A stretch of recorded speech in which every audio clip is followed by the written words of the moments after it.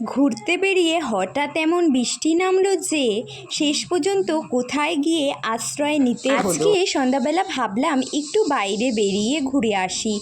সব কিছু ঠিকই চলছিল কিন্তু হঠাৎ করে রাস্তায় শুরু হয়ে গেল বৃষ্টি। প্রথমে ভাবলাম একটু পরেই হয়তো বৃষ্টিটা থেমে যাবে, কিন্তু ধীরে ধীরে এমন বৃষ্টি পুরো ভিজে দেওয়ার মতো অবস্থা। তারপরে চলে গেলাম জুইদিদের বাড়ি। ওখানে একটা ছোট্ট বেবি ছিল।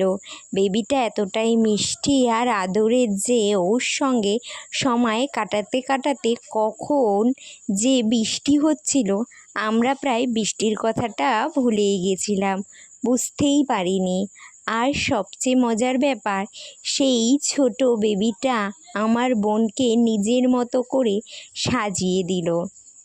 ওর সেই ছোট ছোট কাণ্ড, আবদার আর দুষ্টু মিষ্টি কিছু মুহূর্ত আমি ভিডিওতে ধরে রেখেছি।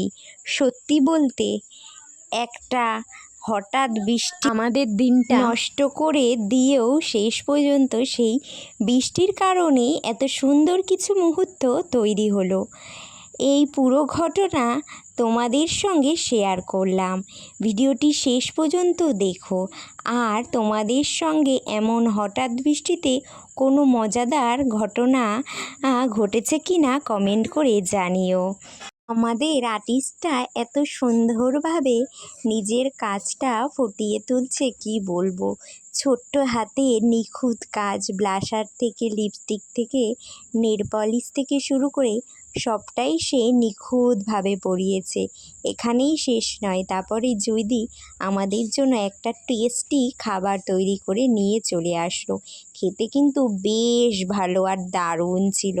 তারপরে লাস্টে যখন বৃষ্টি কমছে না, অগত্যায় আমাদের টোটোর আশ্রয় নিয়ে বাড়ি ফিরে চলে আসতে হলো। দেখা হচ্ছে তোমাদের সঙ্গে পরের ভিডিওতে। Thanks for watching, love you guys, tata.